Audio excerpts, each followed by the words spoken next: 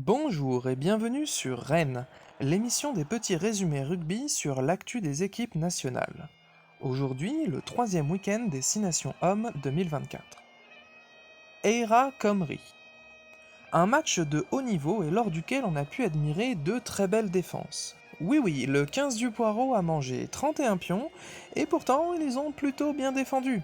Surtout en première mi-temps. À la fin, ils étaient un petit peu cuits par la puissance de feu du 15 du Trèfle qui a attaqué très fort. Ce qui n'est pas une surprise. Là où c'est effrayant par contre, c'est que les Irlandais ont eux aussi très bien défendu, et mieux que les Gallois. Mis à part quelques fautes de jeu par-ci par-là, cette équipe des rats propose aujourd'hui un rugby quasi parfait, se payant même le luxe d'un 100% au pied, la seule chose qui manquait encore à Crowley pour prétendre faire oublier le légendaire Sexton. Alba, Angleterre.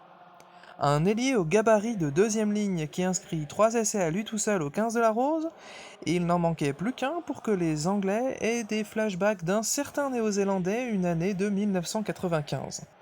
Si ce sont les roast beef qui ont ouvert le score, le 15 du Chardon n'a toutefois été qu'assez peu inquiété, reprenant la marque à la 30e minute et ne lâchant plus jamais le score grâce au petit festival signé Van der Merwe, mais également grâce à la grande qualité de pied de son botteur et capitaine Finn Russell. Pour la quatrième année consécutive, le plus vieux trophée du monde du rugby, la Calcutta Cup, revient à l'Alba. France-Italie. Une nouvelle fois, un match empli de fautes de jeu des deux côtés. Cette fois, le 15 du coq n'est pas moins bon élève que son adversaire du jour, mais avec tout le respect que j'ai pour le 15 du laurier, on ne peut pas dire que ce soit très glorieux pour les Français.